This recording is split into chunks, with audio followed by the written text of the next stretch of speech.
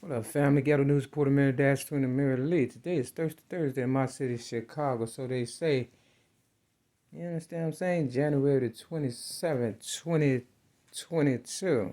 All of this is basically allegedly, except what I say, about myself personally. Don't, quote me on the dates and times because we don't want to have that blow up in our face later on in life due to the fact allegedly I was supposed to have been born May 25th, 1967 in my city, Chicago, and that I spell Shecargo. Now, back in the day, Harriet Tubman came, freed the slaves allegedly, you understand what I'm saying? They said Abraham Lincoln, our 16th president, had something to do with it, but for the most part, he was just trying to appease his enemies. He really didn't want the slaves to go free, but, somehow or another, they went along with it. But later on, they said it was the slaves that freed themselves, kind of like some by any means necessary. Or I'm sick or tired of being sick or tired, or whatever the case. You sit on a nail long enough, it'll start to hurt. Real talk. Man, I like to think I'm like the modern day Harriet Tubman and a whole bunch of stuff, but I don't want to really, compare myself to anybody that came before me because it was, my higher power and my drive, misery, pain, and suffering. You understand what I'm saying? And probably a lot of other people's, involvement with my mishaps and stuff that motivated me to, I guess you could say, get my ass up off the nail. You understand what I'm saying? Back in the day, they used to say, get off the wood, we need, or get off the cross, we need the wood for books. That's an old saying. I guess you could say I have an old soul because I've been violated by a lot of older people and stuff, and I still try to give them the benefit of the doubt, even with my writings and stuff, and my books. But my main book, awarded a state slash coming out hard and with God, and my book, Rhymes, Poems, and Metaphors plus one song, and the book that I wrote on the psych ward because they'll love to discredit me and say I'm crazy or delusional, Liquid Hell, and based on the chemical drugs in the needles that they, injected it to me with 19 years of sobriety. Now I have this picture that I got from my so-called older case manager who's supposed to be at this program I'm involved in, Feather Fist, by the name of Karen Smith. I pretty much just took it off her desk and stuff. You understand what I'm saying? And along with this here, saying, so you have 19, ladies, I guess, and they supposed to be historians, important people. But I don't see, I see Maya Angelou right here and Oprah Winfrey right there, but I see Michelle Obama right there. And it's 19, but I don't see Gwendolyn Brooks. You understand what I'm saying? I don't see Gwendolyn Brooks. And Gwendolyn Brooks supposed to had,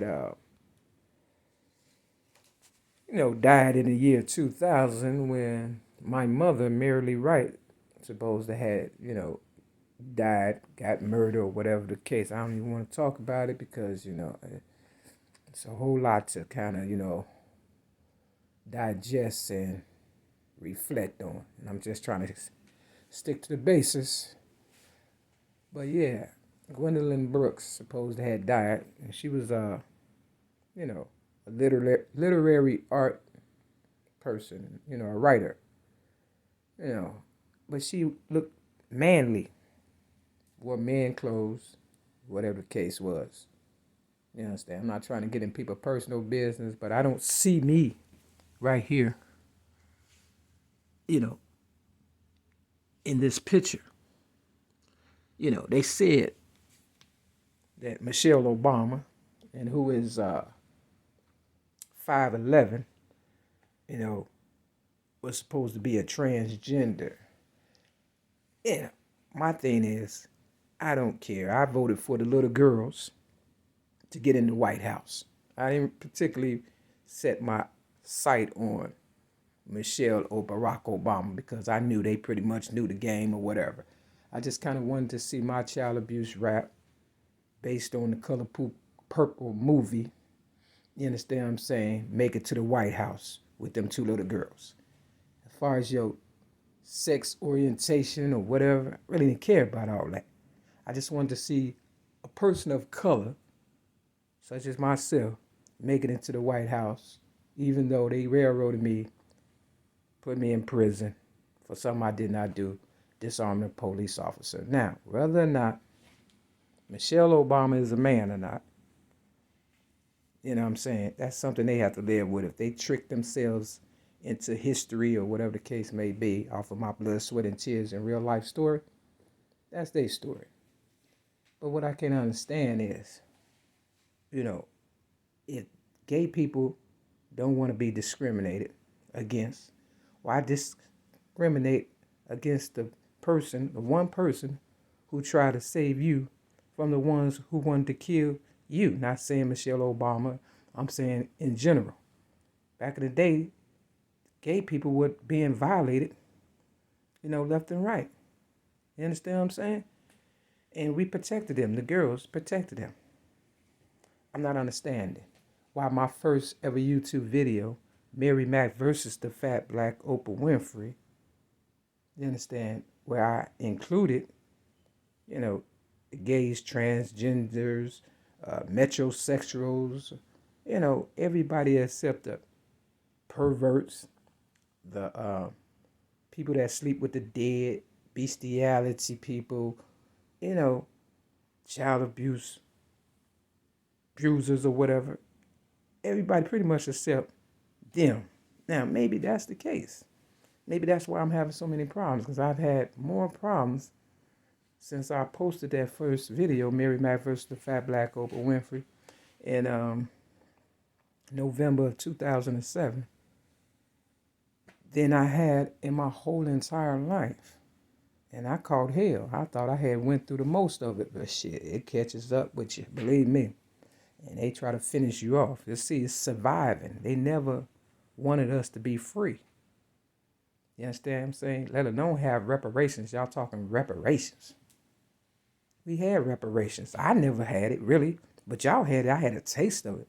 But they really had it. It takes money to turn a man into a woman.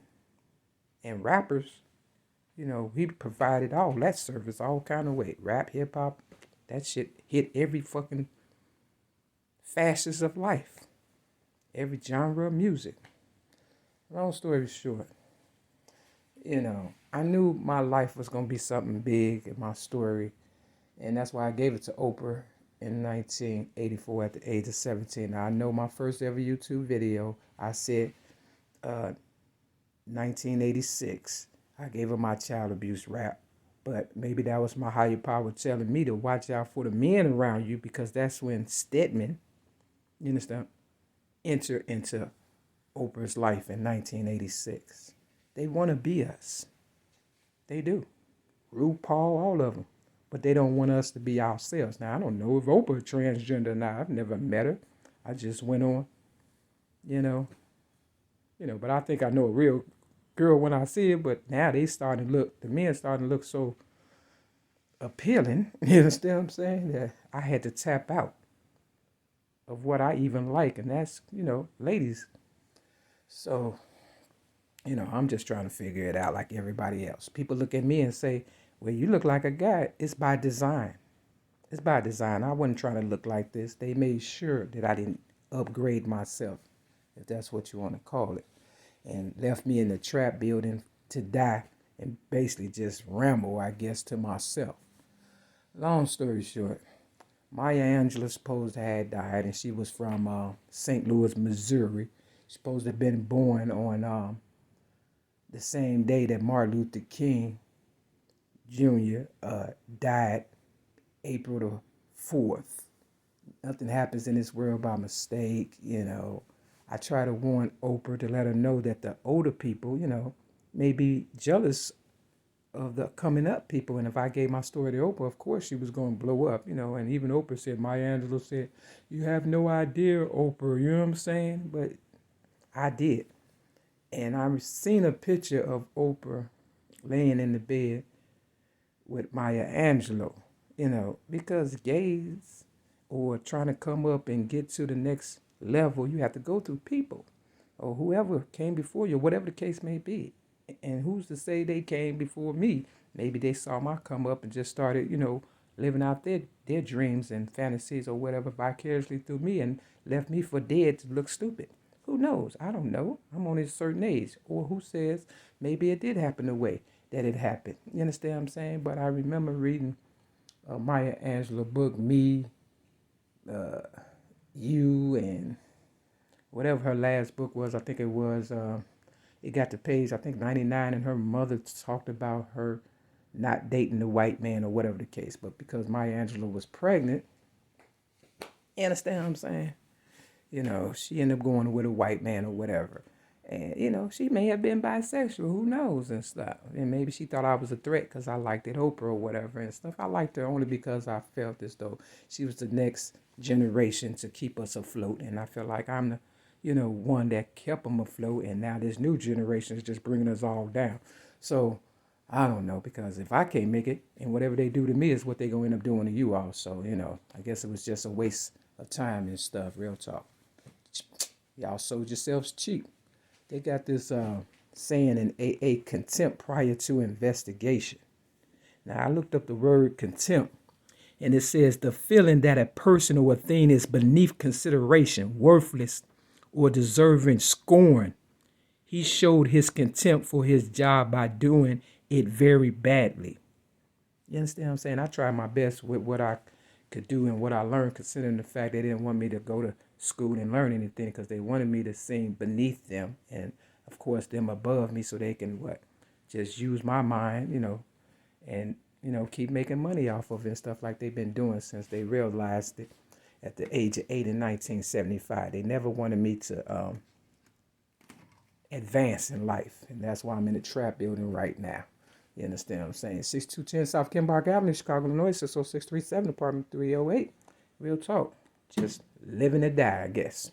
You understand what I'm saying? So I got this crown right here for everybody that came before me and that I came back for, you know, regardless of what you felt for me. You understand what I'm saying? What you done to me. I still wanted to prove myself regardless. You understand what I'm saying? Got my Star Wars jacket on. When they made me homeless,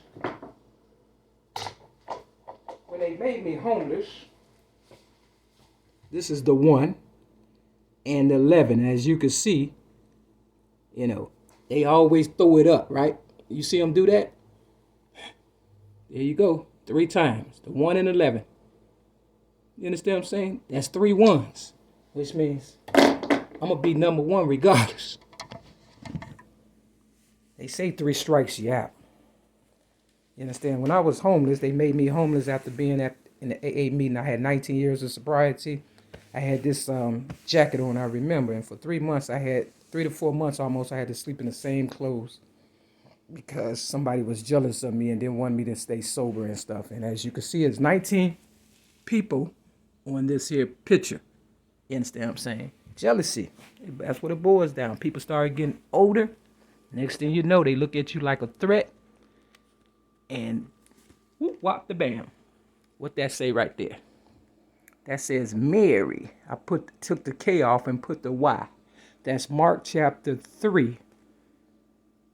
You understand? On page 820. Mark chapter 3. You see? I took the K and made it a Y for Mary. Because I'm here, there, everywhere, and even your place. Real talk. Parable of sower. Step your game up. You know the Bible. Family, I never lose. Peace.